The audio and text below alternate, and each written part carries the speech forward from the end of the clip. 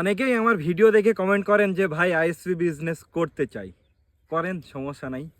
আজকে দ্বিতীয় রোজা, সকালে সেহরি খেয়ে ফজরের নামাজ পড়ে বাসায় 1 ঘন্টা ঘুমাইছিলাম। ঘুমানোর পর বের হয়েছি, এখন আসি মাঠের মাঝে, লাইনে ফল্ট খুঁজতেছি। যদিও ওটিডার ছিল বলে ফল্ট খুঁজে বের করাটা একটু সহজ হয়েছে। এখন অলরেডি 3:50 বেজে গেছে। তো এই রকম পরিশ্রম করার মন মানসিকতা নিয়ে আসেন। টাকা ইনকাম করা খুব একটা সহজ না।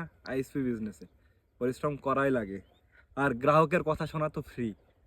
লাইন একটু বন্ধ হবে, নেটে একটু সমস্যা হবে, আপনার কোনো হাত নাই এটাতে, তারপরেও গালি আপনাকেই দেবে।